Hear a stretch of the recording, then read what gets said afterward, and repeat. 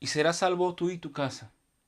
Hechos capítulo 16, del 23 al 24. Desde las memorias más antiguas de la historia humana, atravesando las tradiciones, las culturas y crónicas más pretéritas de la Biblia, el padre es la parte fundamental y medular del lugar como la familia debiera ser y es la parte importante de la sociedad. Porque a lo largo de más de 4000 años de construcción lingüística, confirmando, aprobando y corroborando la historia, hoy nos dice que la palabra padre viene de la voz hebrea ab, que se traduce padre, e interesantemente, esta es una palabra onomatopéyica derivada de los primeros sonidos emitidos por un niño. En otras palabras, cuando un recién nacido llora, es como si dijera, ¿dónde está mi padre? Necesito de mi padre. De esos sonidos, a lo largo de los años se construyó la palabra padre. Y esto infiere gran enseñanza en la concepción de la palabra padre, porque uno, padre, no solo es lo que el padre quiere hacer de sus hijos. Dos, sino también que padre es lo que el niño, el hijo necesita del padre. Como el llanto del bebé que causa entender que es frágil y necesita sentirse seguro para dormir en toda paz, me pregunto, hermanos, ¿qué causa la tristeza de tus hijos hoy? Pues aunque los veas de 40 o 50 años, siempre serán tus hijos y siempre necesitarán de tu calor, tu amor, de tus consejos. Los años deben demostrar el kilometraje de recorrido en la experiencia de la vida. Ese terreno recorrido lo necesitarán tus hijos cuando deseen pisar esa tierra de experiencia de tiempo donde tú ya pasaste. Por eso nunca abandones a tus hijos, nunca estés ausente, estando presente, sé siempre el papá, el amoroso y el cariñoso, porque la edad y la madurez no son sinónimos de dejar de ser cariñosos y faltos de dar amor. Y en ese sentido, no todos tuvieron los mismos modelos ejemplares. Muchos tuvieron moldes malos, defectuosos, sin ningún ejemplo bueno a seguir. Muchos pudieron cambiar el camino y otros muchos se estancaron, generando generaciones que solo tienen como molde el mal ejemplo, sufriendo montes que destruyen sus vidas y las vidas de los demás. Otros, estando bien, logran desviarse y destruir sus vidas y las de sus familias, llenos de vicios, amargados, iracundos, machistas, hirientes, no saben cómo resolver problemas, le temen a la presión, se hacen daño cuando todo les sale mal, porque no tuvieron una imagen ejemplar para poder lidiar y resolver las cosas en la vida. Dios nos mostrará hoy a un padre el perfil de un hombre que solo aprendió a ser malo, a hacer maldad a los demás, a ser duro y castigador y que nunca aprendió otra forma de ser. Y cuando la luz del Evangelio llegó a su vida, él y su hogar fueron salvos. La historia de este hombre aparece justo después que él castiga a Pablo y a Silas. La Biblia lo describe como un hombre que exagera cuando hace lo malo. Dice que azotó mucho. Y cuando le dan un mandato de custodia, lo hace peor. La Biblia dice en Hechos 16:23, después de haberles azotado mucho, los echaron en la cárcel, mandando al carcelero que los guardase con seguridad. Versículo 24, el cual, recibido este mandato, los metió en el calabozo de más adentro. Los aseguró los pies con el cepo. La Biblia nos dice también que este hombre era carcelero. ¿Y qué era un carcelero? Un carcelero era alguien que custodiaba personas acusadas de quebrantar la ley. Era guardián de una prisión. pero sobre todo un carcelero, era un cruel torturador y verdugo de los prisioneros. Mejor dicho, era un hombre acostumbrado a ser el malo, a ser el que intimida, el que humilla, el más fuerte, el más agresivo, aquel que da miedo, aquel que causa los más crueles e insoportables dolores a las personas, sean castigadas justa e injustamente, habituado a un ambiente sumamente hostil donde él era el mandamás, con un carácter grotesco, insensible al dolor de los demás, de corazón duro, sin miedo a matar, obligado a ser peor que los peores, acabar con lo poco de bondad que le queda para cuidar su empleo, sin titubear ni un solo segundo en ser cruel. Debemos entender que ese ambiente moldeó toda su forma de ser. Pues si imaginamos tener a un torturador, a un verdugo en casa, imaginemos su forma de ser, su forma de reaccionar en la corrección de sus hijos, su forma de discutir con su esposa. Ha de haber sido un cuadro totalmente destructivo, triste para el hogar, destruyendo de a poco su familia, dando el mismo molde que ha aprendido. Puedo imaginar días humillando a su esposa, otros golpeando a sus hijos, gritos y lisuras de todos los días. Su sola presencia siendo un tormento, una angustia desesperante, solo el verlo respirar con el temor de que en cualquier momento explote. Sin paz a la hora de comer, pues su familia le tiene miedo, terror y horror. Hechos 16:26 dice: entonces sobrevino de repente un gran terremoto, de tal manera que los cimientos de la cárcel se sacudían. Y al instante se abrieron todas las puertas y las cadenas de todos se soltaron. Y algo tuvo que suceder en la vida de este hombre, una circunstancia que lo cambiaría todo. Un terremoto que hizo que las puertas de la cárcel se abran y las cadenas caigan. Que nos deja la hermosa imagen de la figura del poder de Dios, que cuando desea abrir las puertas del corazón, las abre. Y cuando desea que las cadenas del alma caigan, hace que todas caigan. Pero este hombre no entendía ello. Para él fue una de sus peores circunstancias. Versículo 27 dice: despertando el carcelero y viendo abiertas las puertas de la cárcel, sacó la espada y se iba a matar, pensando que los presos habían huido. Despertó y vio solo lo que miró. Y según él, lo que vio debía de pagarse con su vida.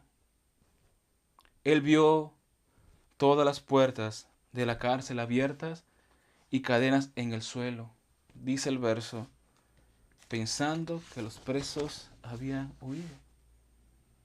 Él decidió matarse, herirse, pensando que por su causa las cosas salieron mal. Él respondió a la circunstancia conforme a lo que miró y pensó. El molde que cambió su personalidad le hizo pensar conforme a su personalidad. Demasiado precipitado, irreflexivo, atolondrado, alocado, desatinado, inconsciente, no teniendo ni consideración por su propia vida, sin mirar otra solución más que la muerte. Así existen muchos hombres en este mundo, jóvenes, adolescentes, adultos, ancianos, que no tienen la capacidad y el poder de ver más allá de los problemas, ver más allá de las angustias, ver más allá de las circunstancias negativas y dolorosas, que solo atinan a echarse la culpa, hiriéndose a sí mismo diciendo qué tonto soy un idiota, un imbécil, no sirvo para nada, en la hora que nací, maldito sea el día en que nací. Esa es su primera herramienta para lidiar con las vicisitudes de la vida. Y otros optan quitándose la vida. Y lo que no entendemos es que detrás de una circunstancia difícil puede hallarse nuestro Dios detrás de ella, esperando como detrás de las cortinas a que vayamos a Él por ayuda. Y es que una de las cosas que Dios suspira por nosotros es que no nos hagamos daño por las diferentes circunstancias que puedan ocurrir en nuestras vidas.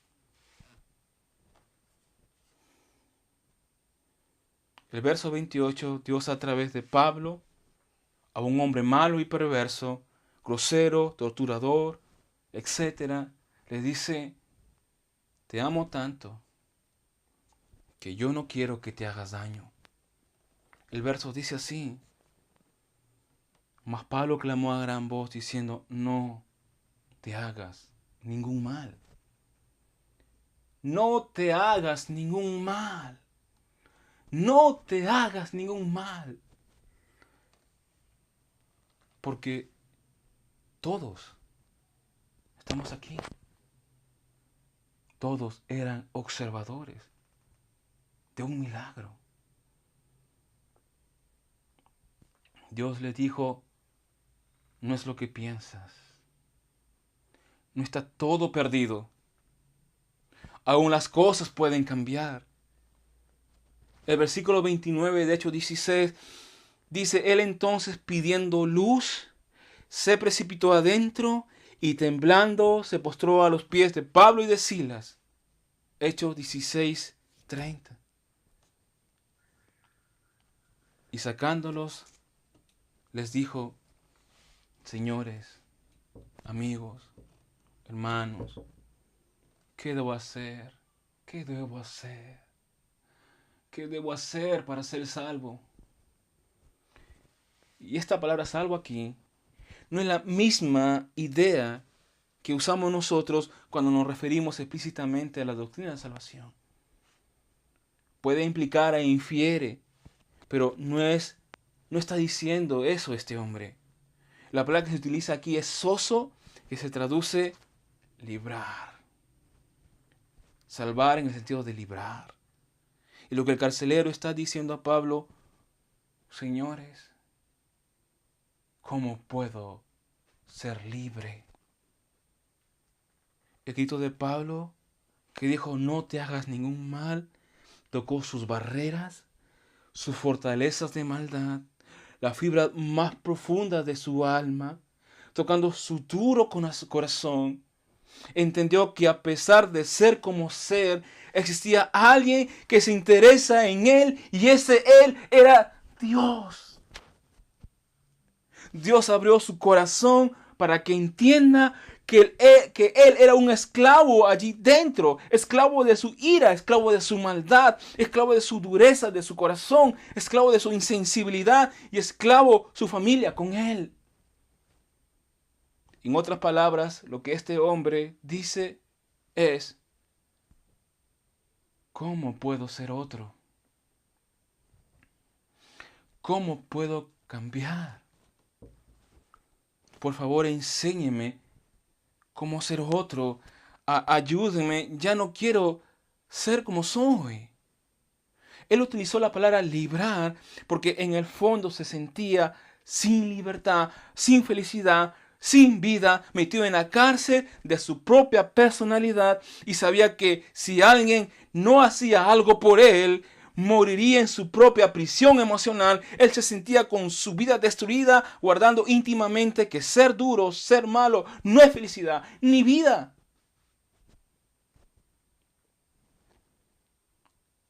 Lo que no estaba enterado es que Dios tiene el poder de sacar de las rocas agua. Tremendo.